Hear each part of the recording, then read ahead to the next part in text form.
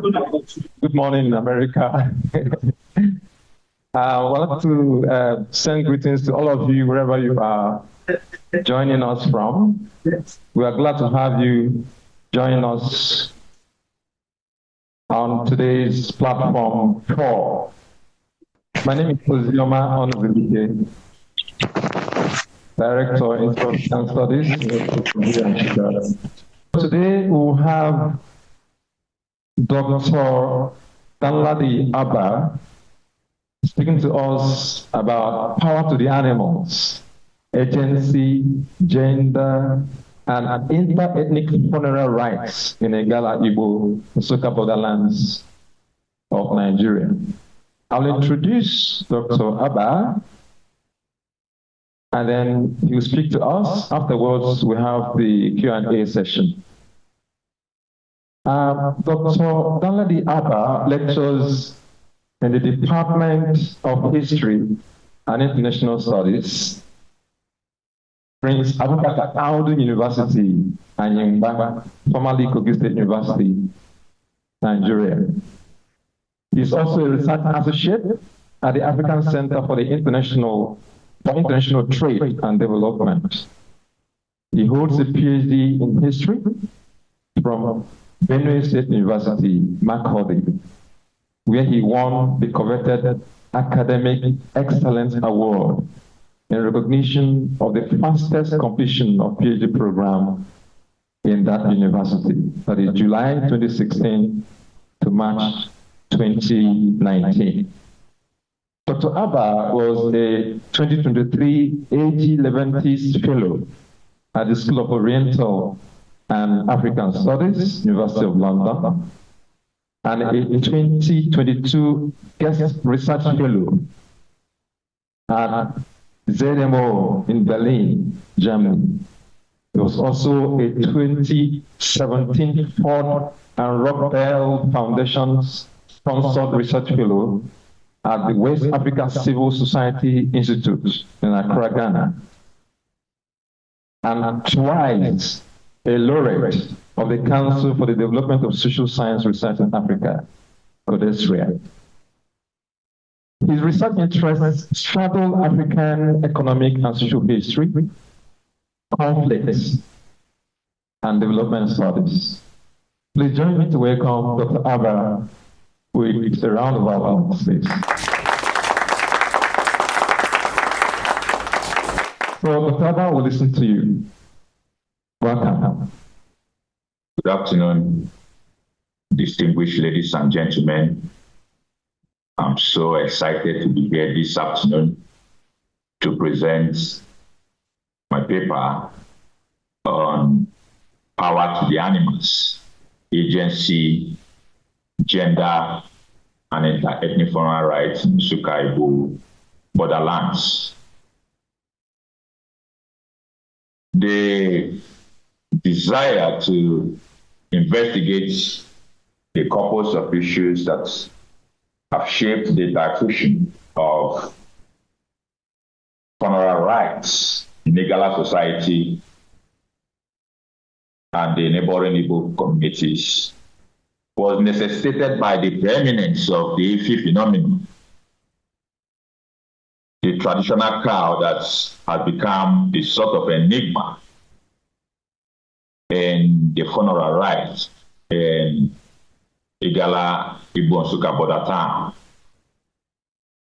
Animal, as we all know, is part of the human society and they occupy a strategic place in our society. Yet, research into the positionality of animals have often been preoccupied by scholars in the science, especially veterinary medicine, animal science, and nutrition. Not so much has been done to unpack the social dynamics, the social placement of certain animals in our society. And it is in the bid to contribute to the debate on the placement of animals in human society that I began to think around some animals that are deified in Igbo borderlands. The scope of this study is basically the Igala adjoining towns of Akpanya, Ibaji, Avrugo, Odolo, and a few other communities that share boundaries with the Igbo Nsukka area of Ichi, Okutu, Okuje, Onado, and a few other Nsukka border towns. And these animals, as they have come to be, diffused from the Igbo towns to the Igala ethnic groups. And we are much aware that by 17th, 18th century, the Igala society had a well-developed political structure, particularly the Ata and actually political institution that spread its political supremacy across Igbo Nsukka communities. The old Igala kingdom spread down to Onitsha, down to Nsukka communities, and people were going to either the political capital of the Igalas to pay homage to the Ata, to take political titles, and they were also paying tributes to the Ata and the Achari. So a lot of historical studies on this Ata political institution exist. In other words, a lot have been written on what the Igalas have given to the Igbos, but in reverse order, not so much have been said about what the Igalas in reverse order received from the Igbos. And in this community, there are a lot of tangible and intangible cultural heritage that the Igalas receive from the Igbos. Oftentimes, when discussions exist, less is said about some of these traits. And so it is in a bid to unpack and to contribute to this debate that I decided to engage and contribute to the discussion by unraveling, by studying a particular phenomenon, the traditional cow that is used for funeral in Igala society, especially along the border fringes. No burial is deemed complete without this cow, this traditional cow. And so it is strange to understand how this Igbo culture is gaining foothold in some pockets of Igala border towns. And it is in the bid to understand the changes and transformation or continuity between two different ethnic groups that share similar border that I decided to look at the Ifi phenomenon in the Igala Igbo Nsukka border town. I will start by setting the debates and some of the questions I tend to unpack in this lecture. Animals, as we know, are very important in the human society, either as game, either as the pets that we keep, like cow, like dogs, like cats. They are important parts of the human society, including rats, the most notorious rat, the home rat that we all talk about. They are important components of human society. And so, animals are sort of close companions to man. And studies exist, especially from the Western clime, documenting and studying how over time the human society have continued to evolve and relate with the animals that we have.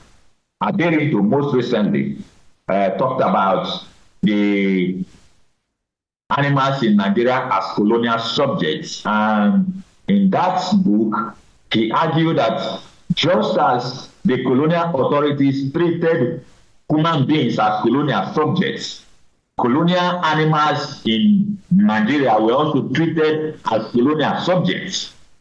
And that is why laws were made to regulate the movement of dogs, for instance. The British colonial officials were not comfortable with the way Nigerians, prior to the advent of European colonialism, were relating and treating animals. And so legislations were made to ensure and limit human cruelty to animals, because these animals are to them human companions. And as a result of this, licensing and issuance of permits and other legislations to regulate and ensure good conduct that the man relates with his animal in good manner is being maintained. The issue of stray dogs, rabies, also occupies strategic importance. The use of horse in welcoming the Queen of England and as a sign of royal during the colonial era were issues that are daring to engage, and also the emergence of zoos and other zoological sites where animals were treated, and also the emergence of colonial veterinary medicine, because these animals were important, and diseases, if they were not properly managed, really dispersed from be transmitted from animals to human beings. And so the colonial authorities took animals very important and treated them as an important component of the society. Other scholars like Mwanku and Alozie, Osai have also, and Opata have also looked at the place of certain animals in Igbo Nsukka areas, particularly focusing on the Efi, the cow, the Mutru cow, and also the Inyanya, the horse, you know, and how they play strategic importance in the socio-economic and political mien of the Nsukka community. And they concluded that the Igbo Nsukka area, for instance, valued and appreciated their animals, particularly the Efi, that Opata in particular argued that Efi in Igbo Nsukka exists is next to human in terms of hierarchy, and that there is no any other animal that is as powerful and more valued or precious like the Efi phenomenon.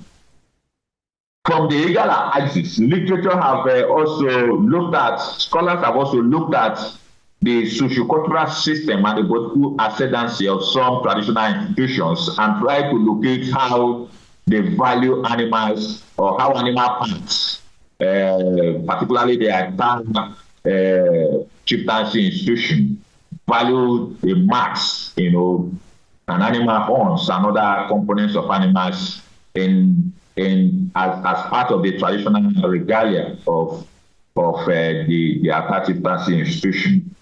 J.S. Boston, and in several of his anthropological studies on the Igala, concluded that animals were important and critical components of the Igala society, and that some animals, while some animals were loved, others were forbidden in some parts of Igala society. So dogs, for instance, among the Angwa people in Ita area, for instance, were forbidden. So they do not keep dogs. They do not rear dogs, either as pets. So dogs are not welcomed around.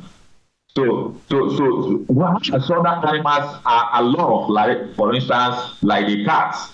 And so this speaks of the kind of, you know, cultural dynamics where we say that one man's meat could also be another man's poison. So one man's treasured animal could be another man's forbidden animal.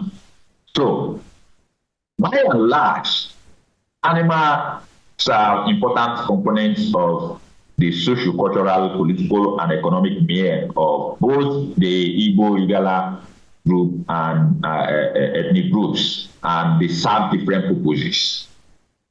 But most importantly is the fact that in trying to make meaning about life, that the Igalas have a cyclical view of life. That is to say that death is not the end of life, that there is life after death. And the life after death is the world of the ancestors, the spirit world. And the spirit world is preoccupied or pupiled by those who have died. And those who have died, our great-grandparents, even though they have died long time ago, are still within. And that's account for why we venerate them with issues of ancestral worship, Ibegu worship. I mean, a series of ceremonies that are carried out for just to appease and appreciate and maintain a constant relationship between the living and the dead is often practiced in Igala society. But before the emergence of colonialism, when people die in Igala society, they were given befitting burial. It was unimaginable. It was unthinkable for people not to properly bury their loved ones, except for those who have committed sacrilegious acts or were banished from the community for committing acts that the community members deemed to be sacrilege or sacrilegious. So, apart from this, people who died at ripe age, at old age, were given befitting burials. And some of these befitting burials were accompanied before the colonial era, were accompanied with human sacrifice. Kings and chiefs were not just buried alone. They went with slaves. And as you are aware, the Igala princess, Princess Inipi, who sacrificed herself for the salvation of the Igalas in either axis, went down, was buried with 7 virgins. That tells you how issues around funeral, issues around death are treasured. And so several kings and rich men, wealthy individuals in the society who took titles and accomplished, a lot of success in the society, were not just buried like ordinary human beings. They received spectacular burial. And some of these burials involve the use of human beings to accompany them, to give them a befitting burials, people who would take care of them in the next world, who will help them fetch water, who will serve, who will remain and continue to sustain the servantine role in the next world. But with the emergence of Christianity, the emergence of Westernization, and the onslaught of European colonialism, the idea of human sacrifice was no longer fashionable. And so there was a need for members of the society to find a way out, to find a way around, the human sacrifice issue that has now been outlawed. And in that hierarchy, the cow, the Efi phenomenon, the Efi was chosen to be the most treasured and valued animal that could serve or replace the human sacrifice. It is in this context that the Efi phenomenon gains serious traction in the Igbo Nsukka axis. Osai, Opata, Nwankwo have laid a foundation on the origin of this Efi phenomenon in Igbo enclaves, in Igbo society, arguing that while it emerged with the emergence of those rites in Igbo society, Opata and Kim argued that the emergence of Efi phenomenon as an important part of the burial, the funeral rites in Igbo Nsukka emerged with the abolition of human sacrifice in Igbo society.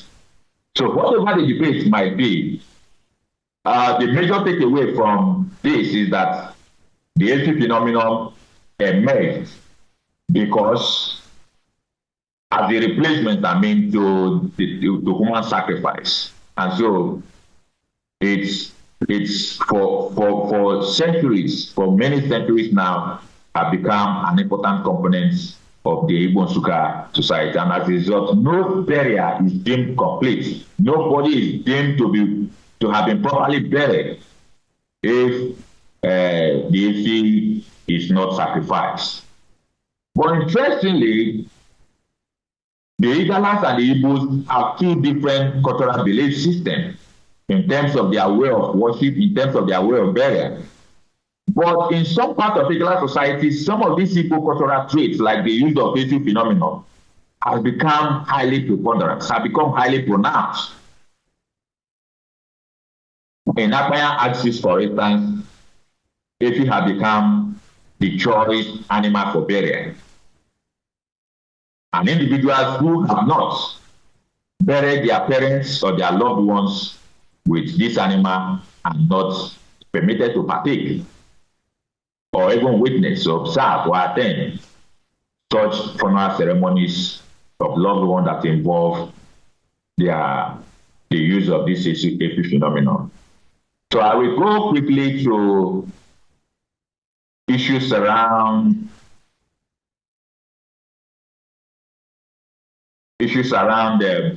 animality, framing animality in the Igala society. And as I said earlier, animals are important components of the Igala society. While some are well valued, others are forbidden.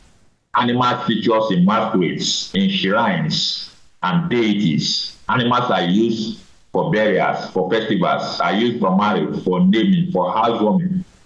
Some are kept. Domestic animals are kept as signs of wealth and store of value. Hunters are distinguished and receive major titles in Igala society because they have killed big animals, like, elephants, and so many other animals. In pre-colonial era, chiefs wore animal parts as sign of rural regalia.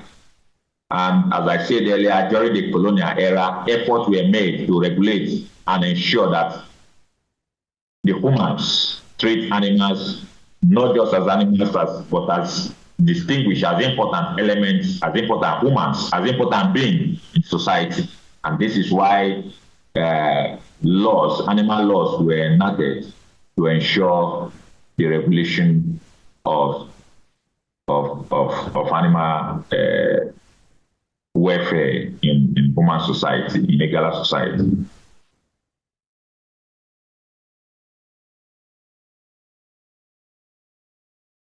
So the question that I engaged was, how did the Efi culture diffuse from Igbo society to Igala society? What were the factors responsible for the diffusion of this Igbo culture in a different ethnic cultural background or setting? The answer lies in, first, the influence of marriage and the fluidity of geography as an important factor in aiding intergroup relations. From my study, I discovered that for the Igala ethnic groups that share borders with the Igbos, there are a lot of inter-ethnic borrowings and exchanges that exist among them, starting from marriages. In Akanya area, for instance, there's a high preponderance of Igbo women married to Igala men. In Abrugo axis, there's a high preponderance of Igbo women married to Igala men. In Ibaji area, there's a high preponderance. In fact, the Ibaji axis, the people, every adult, male child has an Igbo name. And this speaks on the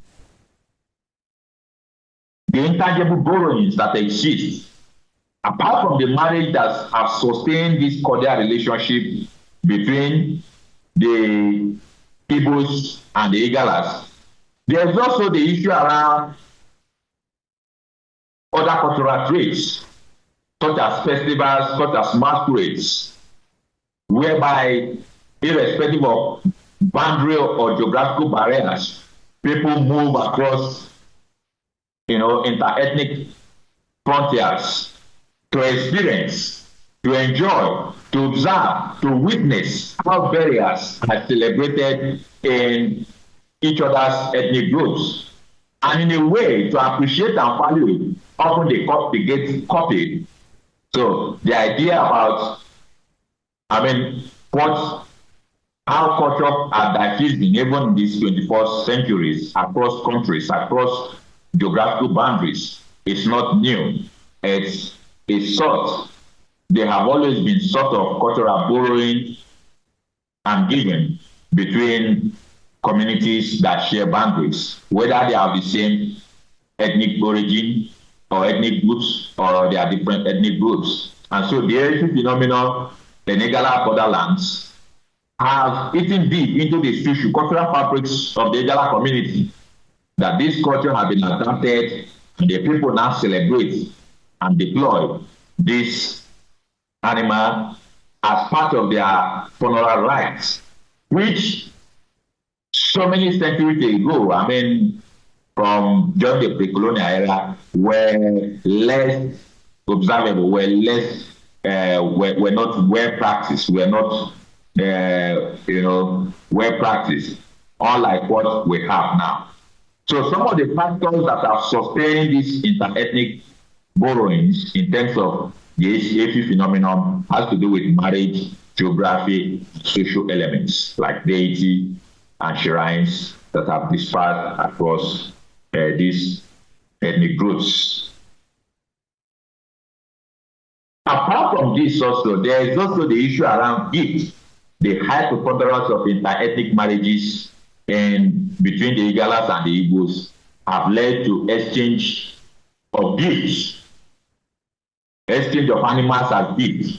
And so people who are married, Igbo women who are married to Igala men, when their father-in-laws die, it is expected that their siblings or their parents will buy them cow to use as a sort of burial, to honor the departing father-in-law or mother-in-law.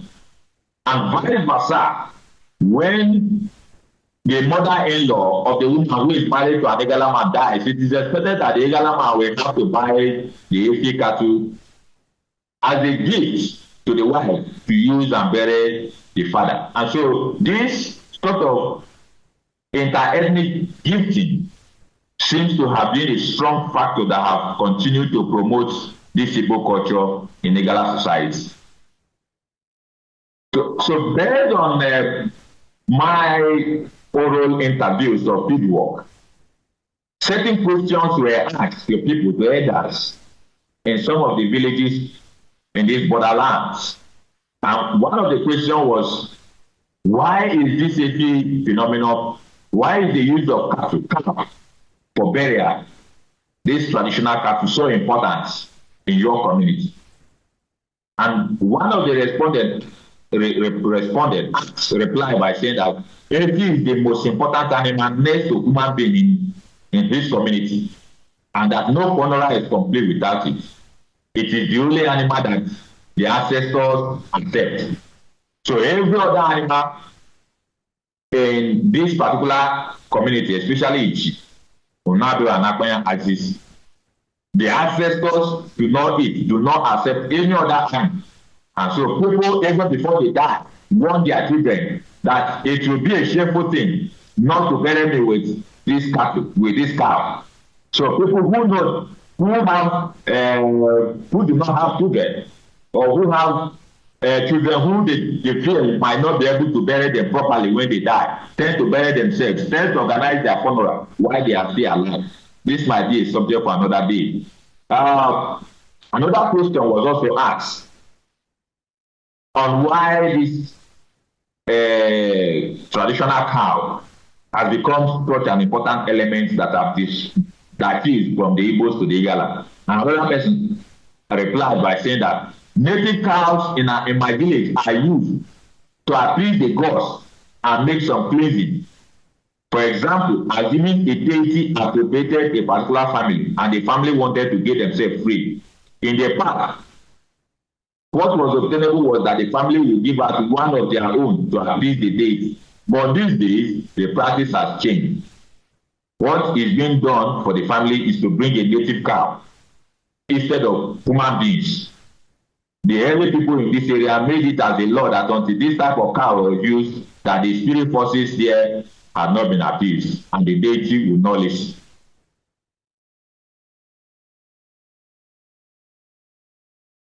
In Abugo axis, a respondent replied by saying, cow and human beings share some similarities. I elicited a question by asking, why is cow so important? Even though as a believer, where is it written in the Bible of Quran that if one dies, he should be buried with cow?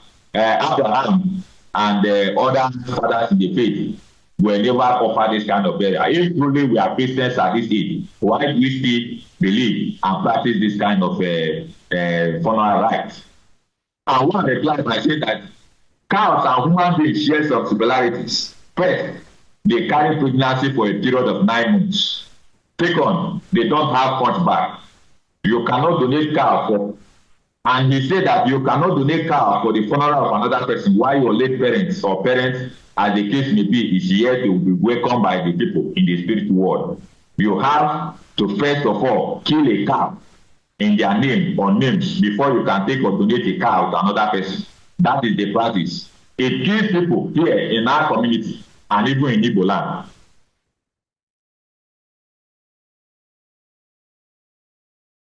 So this really speaks to how the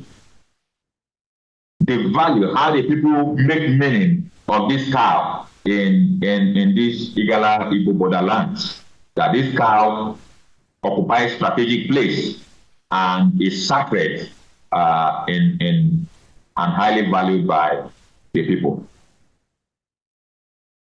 So what are the taboos and rituals? I also try to look at the taboos and rituals associated with this Efi phenomenon, this traditional cow, because it is the taboos and the rituals that makes them so deified and so reverence of value in Igala Igbo borderlands. So the first taboo is that it is a taboo for you to offer a cow or to participate in any event that relates to this Efi phenomenon if you have not offered it to your parents, to your father or to your mother. Each of them, if you have not, that is to say, you cannot go and support your friend or even attend the funeral of your friend or your sister or any of your relations who is organizing a funeral with this cow if you have not done same for your parents. So it is a taboo. So a chief, one of the chiefs I interviewed had this to say: in so many occasions, we have witnessed cases where some people who have not killed cow for their late parents but went ahead to donate the cow to their in-laws or friends lost their lives after brief illness. It is very much practical and the reality in Igbo land. If you dare doubt it, you will risk the consequences, which is usually death. Again, if you have not killed a cow for your late parents, you are prohibited from eating Efi meat. That is to say, you cannot eat the meat, no matter how anointed or Holy Ghost filled you are not expected to eat the meat if you have not killed the same cow for your late parents. Or even take Igbo native cow around with, you are not expected to touch it. So if you mistakenly by mistake comes across where they are eating the meat or where they are trying to slaughter it or even the Efi is standing, you quickly turn your back and make some incantation that to your late parents and ancestors that you do not know, that please they should have mercy on you. These are realities that happen. So it's an ancient tradition that has actually refused to die. So other issues that also relate to the Efi phenomenon have to do with the rituals of the killings. So the cow is not just a normal cow. As a traditional cow, the various parts of the cow belong to different people in the society. So the eldest man, that is the head of the kindred, receives the heart of the cow. The waist goes to the women. The tail goes to the man who has donated or the woman who has donated. The legs, the 2 legs, the 4 legs are shared. The hands also goes to different people. So it is an abomination for whoever is in charge with the sharing and the slaughtering to tamper with the parts that are for elders or for women. So the head, the waist, the tail, the heart are all strictly meant for specific classes of people, such as the eldest man in the kindred, the Olop or the woman, the head of the woman, or the head of the Olop, who receives the heart or the chest. The eldest woman receives the waist and shares the meat to each eldest woman in every family.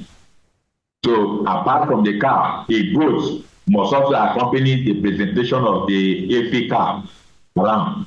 So it's not just that you are doing the burial and you present the traditional cow and that settles it. Part of the rituals is that goats must accompany a live goat must accompany the presentation of the cow, and this live goat is given to the women, the old mothers, who spend the night in the house of the deceased man or woman before the day of the burial. It is also expected that the children of the deceased must present kola nuts, palm wine, and food to the women. In recent times, gin and beer have also become part of this ritual. So this is very important. That's important rituals that accompany the Ifi phenomenon. So my next slide speaks to the external influences. So over the years, how has the Ifi phenomenon, this cultural system, reacted to the influence of Christianity, to the influence of Islam, to westernization? Plus the communities that I studied, there are imminent changes or transformation in this phenomenon. Even though the culture has refused to die, has refused to go, they have been attacked, particularly from Pentecostal churches, the new Pentecostal pastors in some of these communities, especially in the Igala border town, who feel that this kind of worship, this kind of culture is not in the Bible, is not Christ-like, should be abolished. So they have designed, they have warned their members. In some cases, some churches have said any burial, any funeral, anybody who dies after 6 months or 1 year, after 1 year, it's a dry death. We will no longer go to burial to honor such invitation for funeral. The Catholic Church is also saying that whoever dies, the funeral as a church member, the funeral must be conducted within 3 to 6 months or something like that. But what happens when family members do not have the wherewithal, the resources to buy this cow, which is very expensive? That becomes a major challenge. And so the members of the society, people in these communities, have devised some means of navigating this challenge. And what they do is to give what belongs to Caesar and what belongs to Christ. So what they do now is they will buy 2 cows, one for the church and one for the traditional for the elders. Because for churches that believe that this kind of funeral rites is not Christ-like and is not part of their belief system, and so their members do not indulge in it, the members are now in a state of logjam between Christianity and traditionalism. That is to say, one leg in church and one leg in tradition. Where do you belong? But the elders will say, the church in some cases have also asked that instead of buying 2 cows, buy 1 cow, let us share with the elders of the society. But the elders will come and say, the church did not give birth to our son or to our daughter, and we cannot share anything with the church. So the onus now lies on the family of the deceased who want to please their deceased parents, the ancestors, to buy 2 cows if they have the resources, give 1 to the church and give 1 to the elders to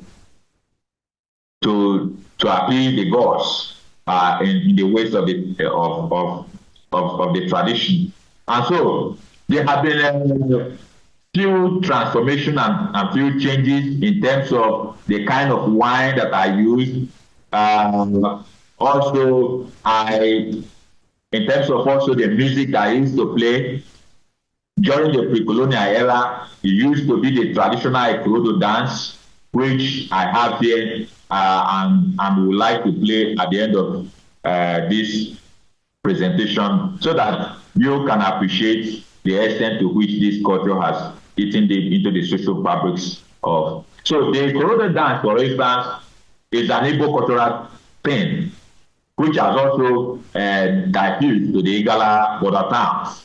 And some in Akbanya area, in Abugu area, there are Ikorodo culture, age group that set up these musical bands that mimic and practice the traditional Igbo Ikorodo dance. And so during such funeral rites, they accompany the woman or the man that is presenting the Ifi or the traditional crowd for the funeral. And so the man dances and rejoices with beads and the tale of the Ifi phenomenon in his hand. He dances and rejoices that his father has gone, his mother has gone. This my mother has finally gone, my father has finally gone incantation is a sign to say that if you have not used this traditional cow to bury your father or your mother, it means that you have not properly buried them. That is to say, they have just died half.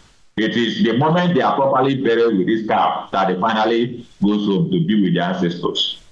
And so the modern musical ecosystem that accompany this traditional Efi culture in Igala land is also shifting away from into the current pop, Afro pop music. And so you come now, you begin to hear songs around the video, around whiskey, instead of the traditional musics that cater to accompany it. So these are traits and elements of modernity on the Igbo, on the Ifi phenomenon, on the Ifi culture. Yes. So, conclusion.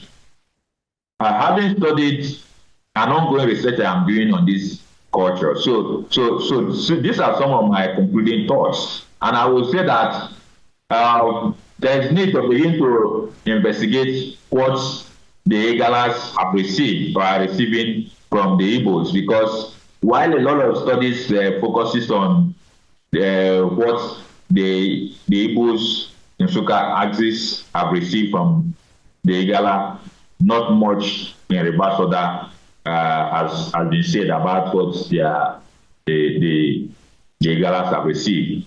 So this study argues that just like the Umuada and Maduro Shrine deity that are dispersed to Igala borderland, the Evi phenomenon represents an tangible cultural heritage that the Igala borrowed and has adapted into their funerary rites. Funeral rites in Akwanya, Ibajavu, Odolu, Amaka, Nadu, Ichi, Okuje, Okutu, and other borderlands are replete with Efi, and this explains the diffusion of cultural values across inter-ethnic geographical borders in modern Nigeria. Across different Nigerian communities, there are factors of intergroup relation that highly promote harmonious inter-ethnic relations than those that divide Nigerians or Nigerian ethnic groups.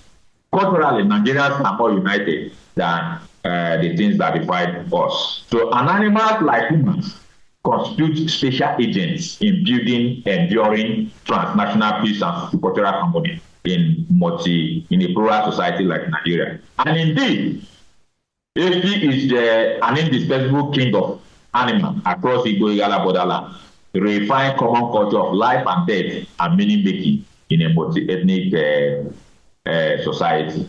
Thank you for listening, and God bless you. Very much, Dr. Abah, for your presentation.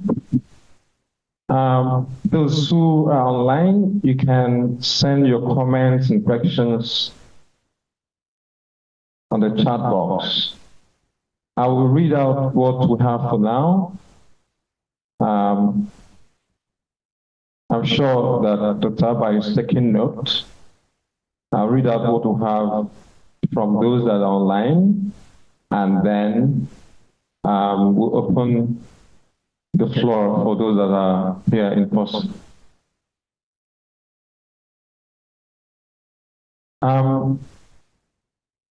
Hope Oribri says this is very revealing. Dr. Danladi, thank you.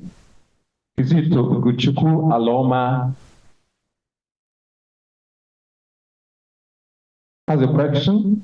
From your findings, will it be correct to say that the Igalas are the relatives of the Igbos? Adinoyi Rhoda Oyiza says, informative and interesting presentation. Well done, Dr. Danladi. Margaret Sonia Achibong Okone. I'm happy I did not miss this. Congratulations, Dr. Danladi. Kolade Olubi, nice presentation. Katrin Abah has apparently supplied the answer to Kizito Alama's question. She says, no, the Igalas are not relatives of the Igbos. This culture is as the result of the strong influence of intermarriage. But let's see if Dr. Abah has other things to say. A question from Oguche Uneku Grace. Based on your research, how do they confirm the acceptability of the Ifi cow by the gods that have brought about the adoption of it for most rituals? How did they confirm the acceptability of the Ifi by the gods that have brought about the adoption of it for most rituals? Adobe Ngozi Okoye, interesting talk. Joel Abba. Okay, it is just a compliment. Such an incredible presentation. Thanks to you, Dr. Danladi Abah. Rhoda Oyiza has a question. How do younger generations perceive and engage with these traditional burial practices? And what role do they play in preserving or reshaping these customs? I'll take that again. Dr. Abah, how do younger generations perceive and engage with these traditional burial practices? And what role do they play in preserving or reshaping these customs? Margaret Sonia Achibong Okune. Interesting presentation, thank you. There's a question from Chukwebuka Ugu. Please throw more light on the origin of the culture. That is all I have for now from those that are online. Dr. Abah, maybe you can address one or two of these, because I think we just have about 2-3 questions there, and then we turn to those that are in person here. So let me just attend to the few questions. Yes. The first question is how do younger generation perceive and engage with burial practices, and what role do they play in preserving or reshaping this custom? No culture is static. Culture keeps changing. It's flexible, being resilient, and has refused to go away over the years. And it speaks to the fact that different actors involved, the elders, the men, the women, have continued to appreciate and honor their dead ones. The thing is that the society has an understanding, has a sense of what a befitting burial is and how it should be organized. And so elders usually set the tones on how burial should be organized. And most often, the onus lies on the deceased family to accept whether they have the resources, the wherewithal to bury their loved ones with this cow. And if they do not have the resources, they will not be compelled, they will not be forced to go into stealing or to go into killing themselves just to offer this befitting, just to offer this, to accompany their loved ones their deceased loved ones with the cow. So whenever they have the resources, they are expected to do it.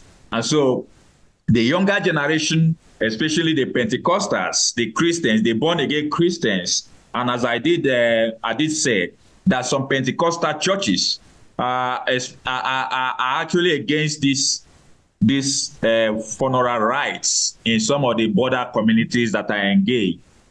And so they are saying they do not want this kind of funeral that involve sharing meat or using cow and sharing it to elders and women and different parts. And so what some of the churches that are run by younger generation of Pentecostal believers are doing is once their member dies, they won't even go for the traditional cow. They will go for the Fulani cow. And then on the day of the burial, they will kill the cow, share it to anybody who comes around. But this is generating tension with the elders in some of these border towns. And the question is, where as a believer, the disease, if your father dies, if your mother dies, if you are buried, the departed soul, where does it belong to? Who owns him or her? Is it the church or is it the kindred? Is it the clan? Is it the family comprising of council of elders that who is in charge of the corpse?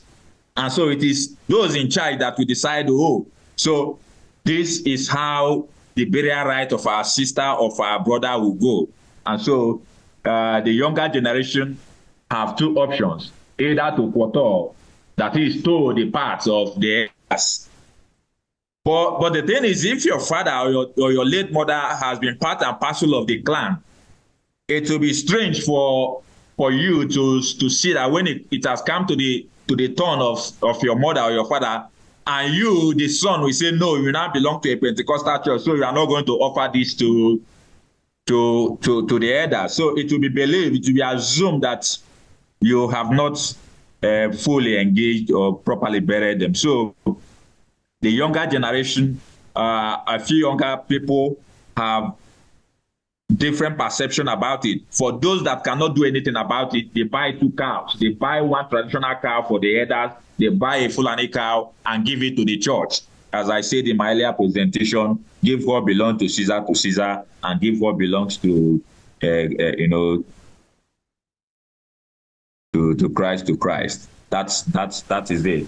And so you say, what role do they play in preserving or reshaping these cultural customs? As you know, the elders, the men, they have different roles to play. That the announcements, the corpus of issues, the digging of grave, the arrangement that happens, the dancing, the music, and the wailing and the crying, and the visit and the philanthropic aspect of traditional burial are issues that they don't engage. But the truth is that different classes of characters or individuals in the society have different roles to play in burial in this dimension, and their intervention have, over the years helped to reshape them. The second question is, how do they confirm their acceptability by the God that the car has been accepted? Of course, the tradition is systematic. So there are laid down procedures. There are laid down traditional procedures to be followed. And so once the announcement, once individuals involved in this funeral are ready, they adhere to those traditions by going to the eldest man to inform the man that we are now ready to bury our father, our mother, our relation. There are different things that should be done. If those issues, if those patterns are meticulously followed in consultation with the elders, the women, the youths, of course, it's at the end a sign of acceptability. Can you shed more light on the origin? Let me start by saying that this culture is an Igbo culture. It's an Igbo culture, and I started by saying that this is something that the Igbos have given the Igalas in reverse order. This is just one of the cultures. 2 years ago, last year, 2 years ago, I was at UNN where I presented the paper on Umada phenomenon. Another aspect that is also bugging my mind is the shrine, the dispersal of shrine from Nsukka communities to Igala border towns. If you come to my village and other villages in Ibaji, in Nodolo, in Avrugu areas, shrines with Igbo origins, like the Adoro Shrine that is very close to UNN there. The culture is so pronounced in these border fringes, and people are not discussing how this shrine has dispersed and wreaking havoc, or even how people are adapting and modifying it and the responses it's generating. So why extant literature, why books do not exist on the exact origin of this phenomenon, this AFI phenomenon? The major takeaway is that it's an Igbo cultural trait that has diffused into Igala fringes, into Igala border towns. It will interest you to know that if you get to Ida, to Ankpa, Dekina, and major, core or interior Igala communities, this issue, the use of cow has not, this traditional Igbo cow has not, do not have much strong foothold in these communities.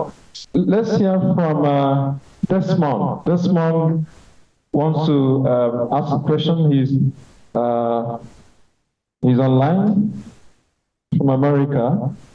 Desmond, you have the floor.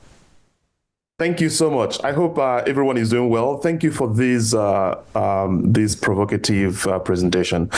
I want to raise a couple of questions, and perhaps depending on your thoughts on them, maybe make some recommendations on the other end.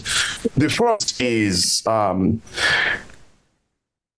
you noted that there was a widespread practice of burying the dead with living human beings in the Igala Igbo context of your work, a practice that I think you suggested would be abolished by European colonial and Christian influences.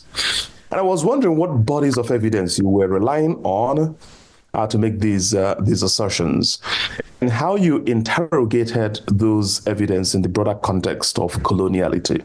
So that's one question. I think in my previous encounters, or at least historical explorations of the area, I've never come across any idea that the Igbos of that part, or even the Igalas, were burying the dead with human beings, and this is likely something I've missed completely.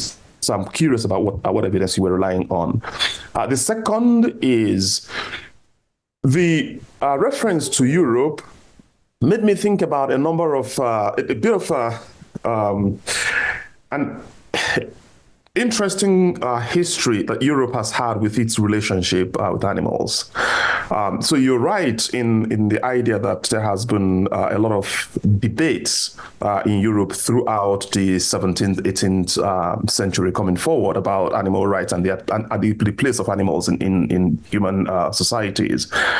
But what I think is rather interesting is that the cultural practices and the economic relationships that those debates have generated seem to promote an anthropocenic attitude toward animal. That is one that frames the place of animal from the perspective of humans.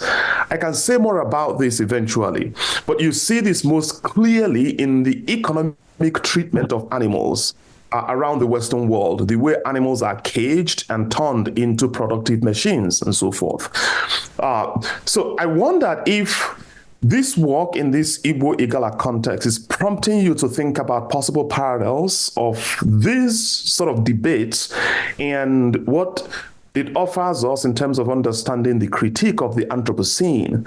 Are there ways we can begin to understand how the Igbos and the Igalas from a longer trajectory of history engaged with animals? Did they put humans in the prime position to determine what that relationship was like, just like Europeans were doing, or were they approaching this from a slightly different position? And what evidence, again, can we draw upon to make those reflections?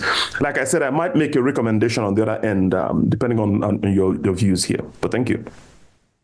Thank you Thank you so much, Ike, for the wonderful comments. Yeah, you asked about issues around human sacrifice. Anthropological studies on the Igalas, if you read, G.S. Boston work, Mike Clifford, down to even the Sudanese kingdom. That's another anthropologist wrote about the Jukuns. You always see that issues around human sacrifice, burying chiefs or eminent personalities in pre-colonial central Nigeria society were rife. So the idea of slavery and slaves, the use of slaves, the role that the slaves served in traditional African society, as you know that slaves were lesser human beings in the society. They were not of the same value with their masters. The import of that is that slaves were at the mercy of their masters and their owners, and chiefs across societies use slaves to, sacrifice slaves to accompany their masters. Even archaeological evidence is pointing to that. The Nok and the Igbo culture. The retinue of would have shown that there were, class, in terms of hierarchy of people in the society. I take on that, and in our traces, of going around, the place of slaves, people with issues, slave ancestries, the dichotomy about their positions in chieftaincy positions and the rest of them still exist. On the literary side, I think in the few works of Chinua Achebe, he drew our attention to some of those things. So, but from my own my own take here is that yes, in the Igala border towns, where I focused on from oral accounts, evidence abound that before now, slaves were used to bury wealthy individuals, as part of the funeral rites to accompany them. So you talked about the Anthropocene. Yeah. So I agree with you. My desire to actually go look into this issue emerged when I had a conversation with Professor Derintu on his much recent book on animality and colonial subjecthood in Nigeria, where his central thesis was that animals were colonial subjects. And I engaged in one-on-one and said, beyond colonial subjects, animals, even in post-colonial African society, especially from where I come from, were also, critical social subjects. That even though the colonial government made laws, to reify and, reify the status of some of these animals like horse, like dogs, the dogs that you meet at the airports, the dogs that you see that the colonial police had, they used in investigation, which we still have up to today. This and the zoo, the big horse, for instance, that welcomed the Queen of England when she visited, that does not in any way mean that the Efi, for instance, or the local traditional cow in my village wasn't an important and hasn't continued to serve an important social purpose in the community that could rival even the context in which was framing his study in the colonial context. And so the focus of my argument was to contribute to that debate by showing that beyond being a colonial subject, animals in post-colonial traditional African society continue to serve important, social role. So that's what I would have to say. You asked about what you feel to be a disconnect between human beings or slaves being human sacrifice, being part of pre-colonial funeral retinues, and then in modern time, if in the same context. What I will say is that yes, people were, even though in pre-colonial African societies, human sacrifices or chiefs or distinguished individuals were buried with human dining, and killing of other lesser animals didn't occur. Of course, they went hand in hand. But right now, even the so-called Efi that we have, that does not mean that the Efi is not consumed. Of course, the Efi itself, at the end of the day, have to be slaughtered and eaten. So the blood and other rituals that have to go with the ancestors will go with them in that context. And so it's, for me, is studying a particular phenomenon in two different epochs. Yeah, so let me quickly run through a few questions from those online before we turn to those that are here in person. Someone is asking, and this is Dr. Samuel Okoro, what happens to community members who wish to comply with the burial rights of providing the Efi, but cannot due to economic circumstances?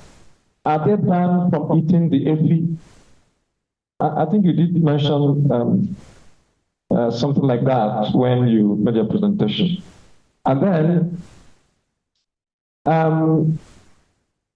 culture, this is almost anonymous, CNI. Culture should be dynamic to respond to changing conditions in the society. The cow is now very expensive.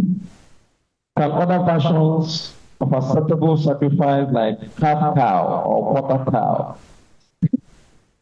or even goat, chicken, be considered? I'm sure you are taking notes. Something says, I'm from Ezikoba, my father ate Efi and Enyenya. Ikorodu was there during Ehebi Wabi's coronation by the Abah of Igala. He's quoting Wandu Achebe, 2011. He says that Catholic Church in Enugu Ezike accepts Efi and or Enyenya. That is horse. But the accompanying live goat has been abolished. He says, I think the mystery in all of this is the issue of death, or fear of death, that holds the living. What are these spirit forces that bring calamity on those who fail to sacrifice Efi? How does this relate to Ndishi cult in Enugu Ezike? That was the point in which he said that he's from Ezikoba and his father ate Efi and Enyenya. So his father ate two rations.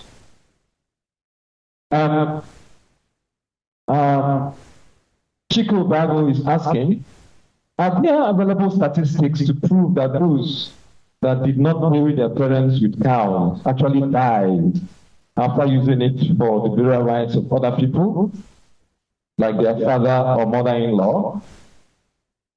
Are there statistics to prove that they actually died? I mean, those that did not bury their parents with cows, after using cow for the burial rights of other people like their father or mother-in-law. Chukwemeka Nwigwe is asking to know how the cases of defiant born-again Christians have been handled in your study area. So we have quickly taken those, and we'll turn to those that are in person here. Thank you to Samson. Thank you for your question. I wish that the director will play the Ikorodu music.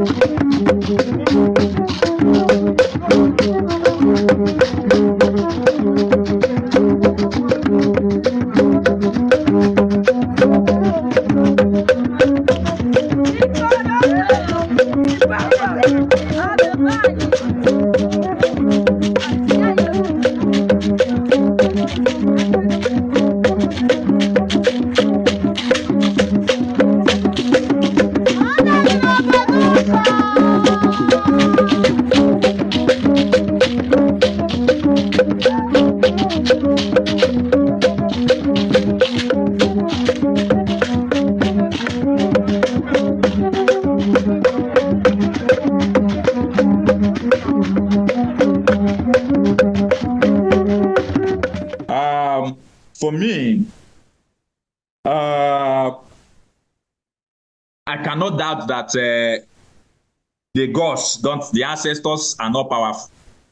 No matter my level of Western education and Christianity. I have also seen people who flagrantly went, they have not offered deity to their grandparents, to their father, to their late father and grandparents, and they went to where they are slaughtering this cow, where they are holding this honor. And I know of people that collapse in such places. Not that they told me. I saw it. So it is real. So for Samson, it's difficult for me now to begin to, I don't operate in the traditional spirit realm to know how those forces or the powers that animate them. But Professor Opata has written so much about Adija. And so maybe he can, Adija. Professor Opata is there. He can throw more light on how people, fall victim of Adija by going against some of this tradition. So this is an ancient tradition.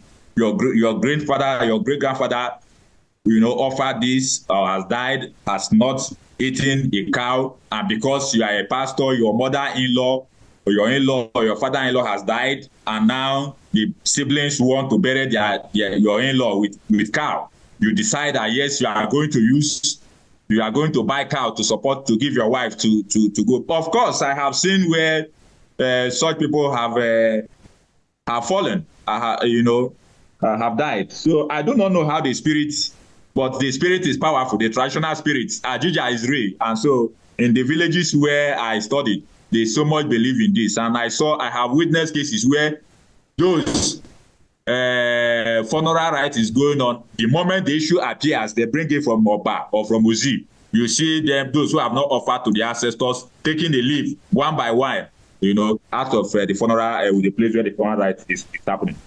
So it's real. So another question is, what if the individual do not have the resources at that time to bury their loved one or to buy the cow? The cow is expensive. If you go to Oba or in West Uzi, one cow there is about 600 to 700,000. So if you do not have the money, nobody is going to coerce you. Nobody will kill you to go and steal or to sell your house or your car just to fulfill these rights.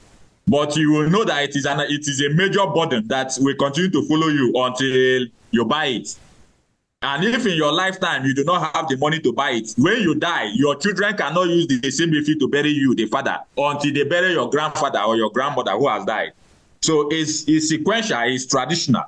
The grandfather or the grandmother must first eat cow before the father or before the son. So it goes in that order. And I have seen cases where in one family, somebody died, the great-grandparents did not buy Ifi to bury their loved one. The man went to Z Market and bought about 7 cows. 7 to bury such individuals. Father, late great-grandmother, great-great-grandparents, they were giving it like that until it got to the turn of the person who just died like 2 or 3 months ago. And they had to do it in that order. And so the timing, I would say it is as urgent on anybody's part, on the part of the disease. If you want to be free, if you have the resources, you just do it, and that burden is off your neck. Then if someone asks, are there statistics? If yes, if from the villages I engage, there are reports and names of people, who fall sick, who collapsed, or even died outrightly because they went against this tradition.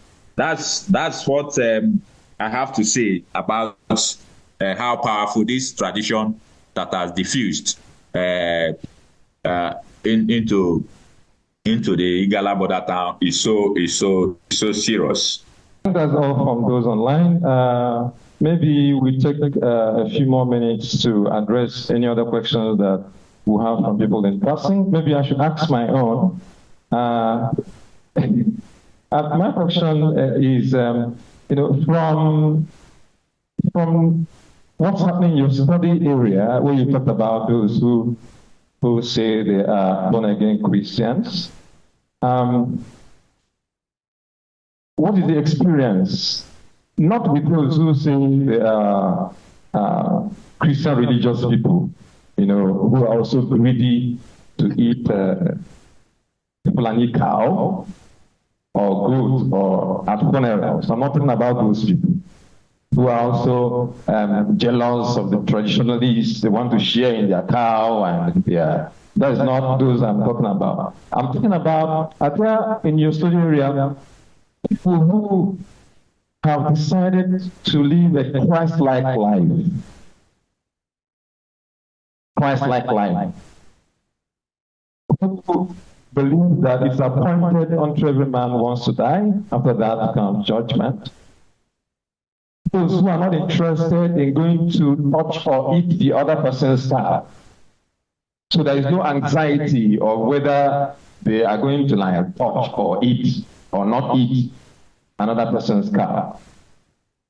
Like myself, for example, whose father taught that to go to heaven you have to do the will of God and be sincere about it. And whose father lived that life, and the father is no longer around. My father has departed.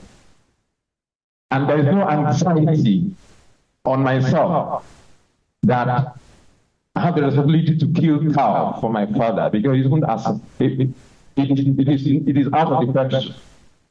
And who also is not interested in anybody slaughtering one for me. Other people like that, and how has the society in your studio area, how such people view what is the situation there? Thank you, Professor. My director. Yes, there are a few cases like that. In fact, I interviewed one of the founders of the new Pentecostal churches. It's called CMM, Christ Movement Ministry, with a strong foothold in Igbo Nsukka-Igala and in Akpanya area. There are also some pastors in this ministry who refused to buy this cow and share it the traditional way. So they didn't buy this cow to offer it to the elders. Rather, they bought it and shared it among the brethren on the day of the funeral that the church came to bury. So the perception for me, I had to engage the community members and the elders. So this reverend, this pastor is a member of this society, but he has now done the other way in this burial. How do you feel about it? So for them, they will not force them to come. One of the response was that they are not hungry of meat. And so if the emergent pastor, the born-again pastors have decided that they are not going to bury their mother in accordance with the tradition, because at a point, the mother of one of the pastors was also the eldest woman, the Umada, the head of the Umada in that village, who was receiving the waste of the several fish that have been killed. But their children have risen, and when it got to her turn, they killed and did not bring it to the elders. So for the elders, is that you have eaten, you have benefited from the the community, the elders, the tradition. But when it got to your own turn, you went and hid it. So for them, they still feel that that is not complete. But to the personal dramatists, the pastors that I interviewed, they say they are not afraid of their ancestors. And what they have done is in accordance with their new belief, their Christian belief. So the members are waiting for how the spirits, because it is believed that if they attend someone else on that they have gone against the spirit, that is to say, need that teacher. So it is left for the spirit to fight in that context. So in the eyes of the community member, they are not comfortable with that, but they have resorted to church, and so they belong to church, and it was church who came to do the burial. So, but there are also some other believers that are, as I said, who did not want to offend, flagrant, not want to offend the community members, so or to go against the tradition. So they bought 2 cows, one Ifi traditional Igbo cow for the tradition, and gave the church their own.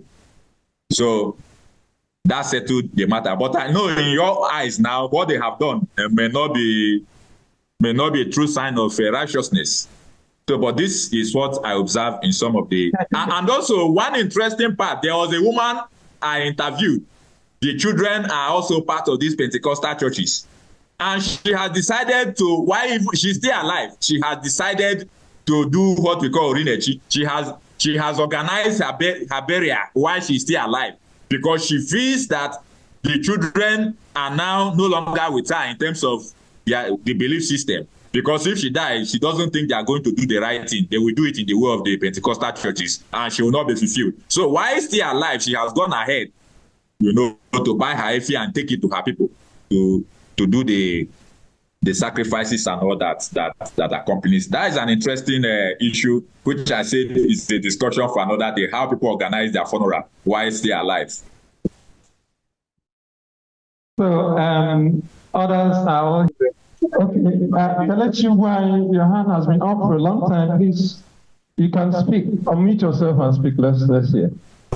I mean, somebody asked a question, and you were quick to say that there is no relationship between the Igbo and the Igala, but just borrowed culture or exchanged culture through intermarriage and all that. Last year, I was in Aguleri at Obuga, and I met with Chukwemeka and elders in Aguleri, and they were promising to take me to where they call Obigara, where they argue that the Igala people settled before moving to their current location in Kogi State. So, and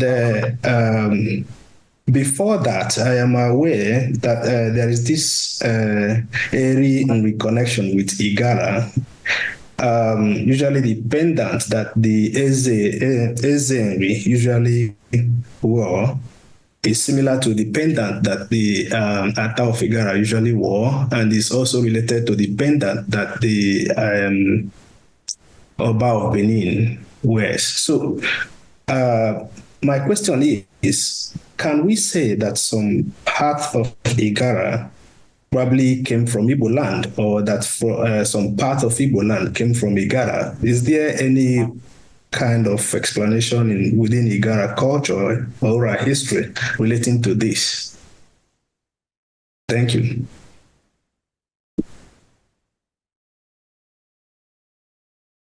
Thank you. Thank you, Kelechi, for your intervention. I don't remember saying that there is no relation between the Igalas and the Igbos. A lot of studies have been done on the history of Igala-Igbo relation, and I'm aware of very many excellent work in anthropology departments in UNN, and even history. Professor Gio Ijoma, my good friend, did a lot of excellent studies on Igala-Igbo relations, and so there are a lot of studies on that, even Boston, Clifford, and so many other, even at the archive in Kaduna excellent works that were done by social anthropologists as far back as 1945, 1950s are there at the archive.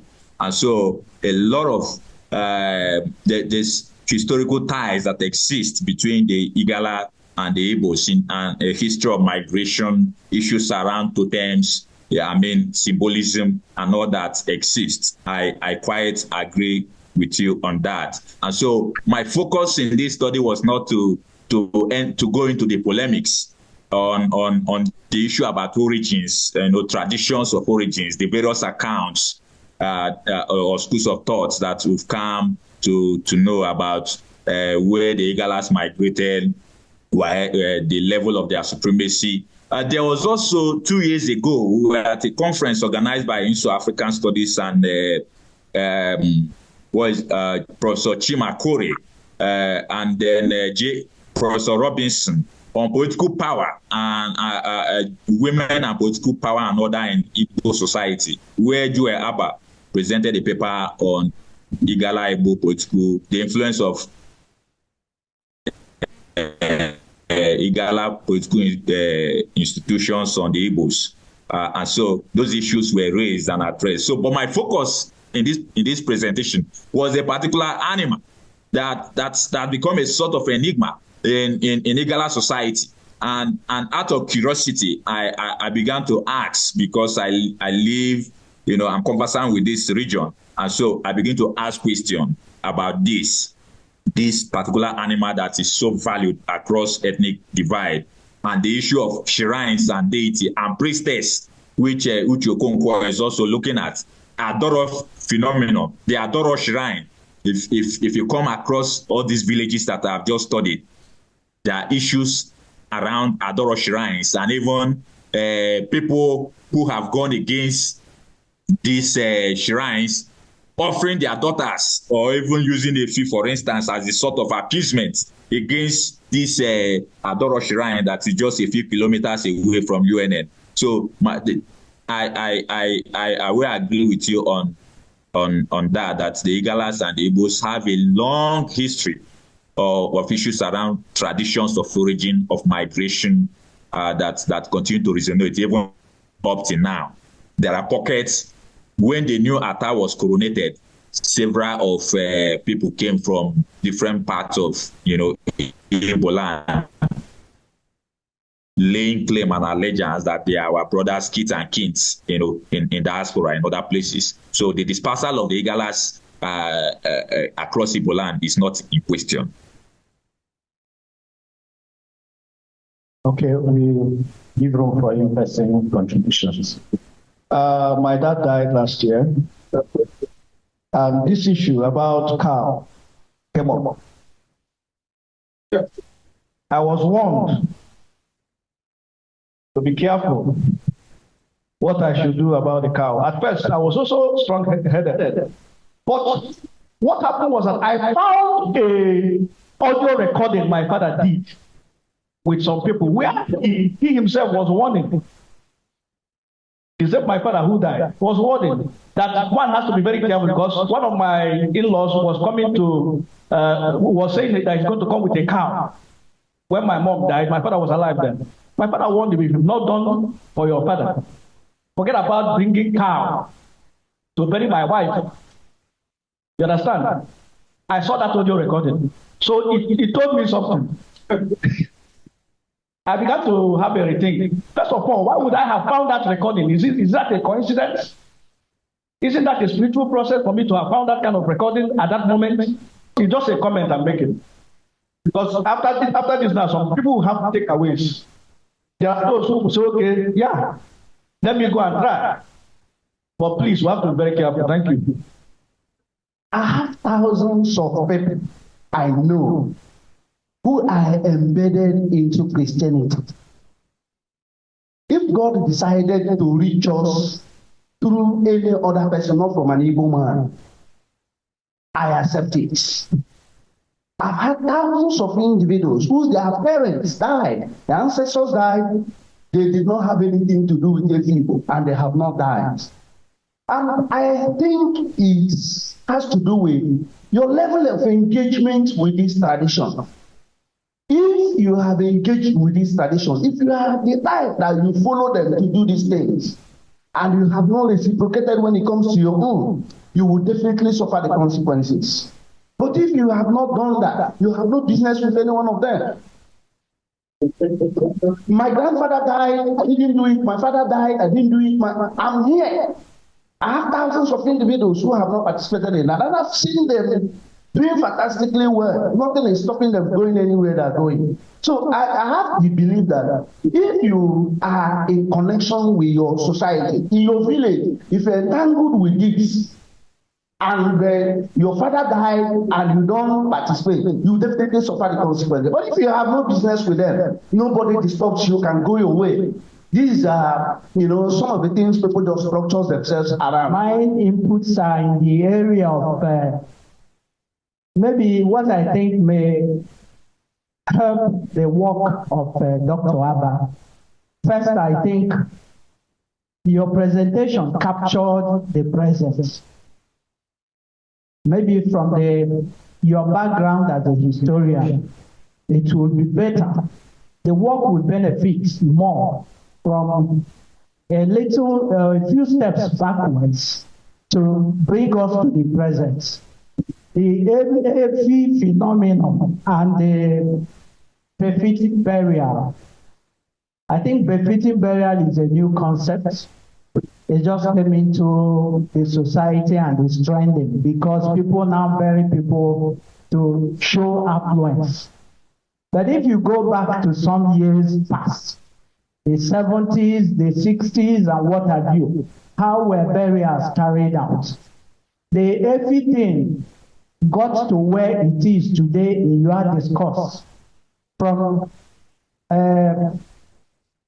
the dispositions of people over time to burials and the rites that go with it.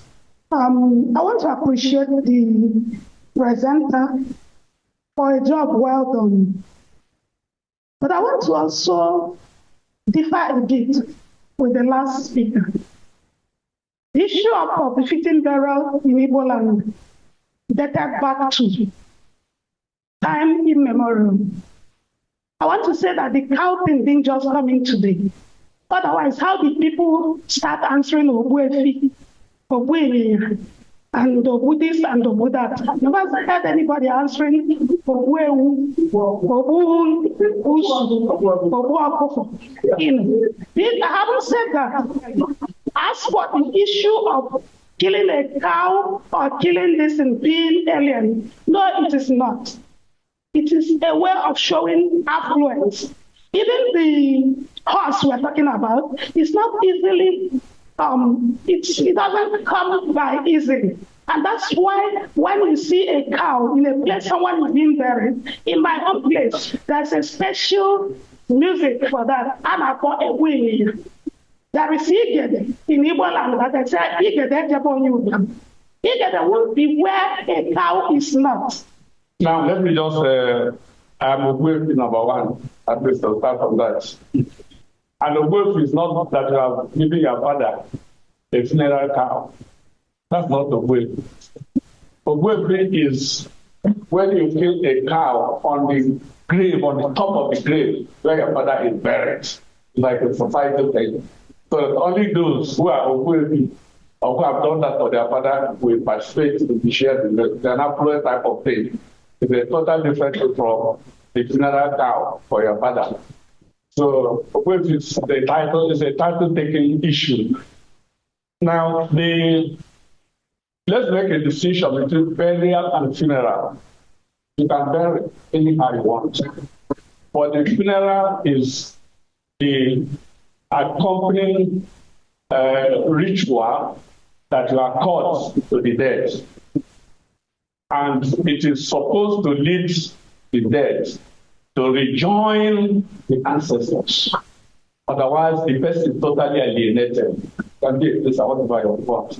But if you don't do that, some of them are pastors. If you don't do that, if you are familiar with the spirit world, with the central world, if you go to functions, such functions in the village where churches are held or certain ceremonies are taking place, Now, those who have not given the funeral cow to their parents have a different place where they stay. Those who have completed that have the real place where they stay, where they enjoy the gift of that ceremony. And those others are not, just like outsiders. They throw gifts and things for both to them, and they're not happy. So that it's a problem of not of rejoining the ancestors, so that the ancestors are not alienated from their kids and kin. That's the essence. And the every Igbo in my place. It's not a Hausa can use it to do and say to function. So there are two ways. If it's for your father, that cow belongs to the homeowner. If you say that you put as the homeowner, just a day after the ceremony, after the burial, or so, depending on when you want to perform it. Then for your mom, it is taken to their village for the owner of that village. It is, that's given to them. And we have had so many problems, but let that be. So it's to complete a ritual ceremony for them to rejoin their ancestors and participate in what they do in the eternal world. Now, it can last 20 years, it can last 30 years, it can last 40 years. On 15th of this month, we're having a funeral ceremony of the person, the woman was senior to my dad. She died much longer, a long lifetime ago, but we have not held the full funeral ceremony. We have given a cow, but we have not completed other ceremonies. We are going to do that on April 15th this month, so that she can now rejoin her ancestors and participate of all the ceremonies that they participate in. So the danger is not about doing it or not doing it. The danger is if you have not fulfilled that ratio, then you don't go to eat the meat or what they call this, the meat of cow, the beef. You don't go to participate in eating it where it is performed. That's where the danger is. Not that if you have not, but you can't bear it with that. You can do bear with that, but do not do. Because the anger of the parents, the anger of people, if I'm your father, and you're supposed to do this for me, and you have not done it for me, and you don't do it for in-law, it's a sort of negligence and can provoke anger. Provokes, a lot of anger among them. So that's why he said, do not do this what you have done for your own parents. Because there are people who gave life to you, brought you up, took time to rear you, and train you. And then your in-law dies, your wife or visits to the ground and give the cow to her own parents, and you have ignored your own parents. They get angry, and that's how most of the things we have in this universe, those who died, and those who perform for their in-laws without coming for their parents.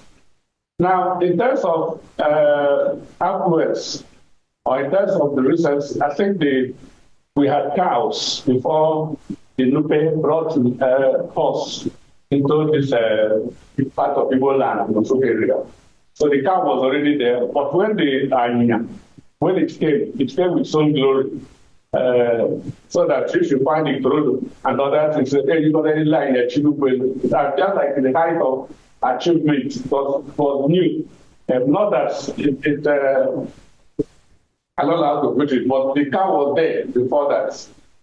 And it's not when some outlets, there's outlets when you do extra. The same place of Ophelia. I wish somebody were from Ophelia. Because the mother of my grandfather came from Umile, And when she died, when they had the funeral ceremony, my grandfather took 7 cows and 7 horses for the funeral of the mother. So that if you go to Umile today, when they come, the pastor will take it in the Facebook. That's how they say they get it today. And I had forgotten the idea of 7 horses until Dan shared it, because we know Dan shared it, still alive. Was local chairman of this local government, was acting governor, was so many things. So when he didn't organize the own funeral ceremony in good time, but when he organized, he now used 7 cows and was to think that he was the best. Dan was telling this story. So they told you, oh, you have not done like Igbo used 7 cows and 7 horses. You used only 7 cows. So it's, the affluence is the one that's beyond the mandatory 1 cow. I'd like to thank Abah for his presentation and all of you for your input. Thank Musopata for especially for finding time to come. At least I'm personally taking something away from this discourse, and that is a confirmation that the Efi ritual is actually and indeed meant to enable those who are dead, who have died, rejoin their king and king, to rejoin their ancestors. So all those who are doing this are actually trying to enable their dead ones rejoin their king and king, so that they will not suffer alienation. Yes. So at least this is a confirmation of that. So that even those who are pretending that they don't know what they are doing, we know what they are actually doing, even when they call themselves Christians and they are doing it and pretending they don't know what they are doing. It is not clear that that's what they are doing. You know, so already you saw my question to him and my stand in this whole thing. And that is, yes, and that is to say that my own father, what we call heavenly race. You know, so, but because there is no heaven in the order you're talking about, that is where he aspired to go. And as his son is already there where he wanted to go, he aspired to go to heaven, random race. That is what he believed. And today, I am also aspiring to go on the other side where he has gone to. You see, there will be no anxiety about Efi or no Efi in terms of slaughtering. I'm cheaper for me. And so at this point, I'd like to thank Dr. Abah for all of the time given to us and for coming to our platform. In the next 2 weeks, we will have the next presentation, and that will be from music. Dr. M.A. Peter will be coming to the platform from the music angle. Peter Silvanus, M.A. So we invite you to come back in 2 weeks' time to listen to him. And we're also looking to bring people from the sciences who are working on anything important for Africa, indigenous knowledge systems, so that we can have a broader conversation beyond the arts and social sciences. Thank you very much for coming. The Institute of African Studies feels very honored that you found time to join us, and we ask that you continue to do so. Thank you very much, and God bless you.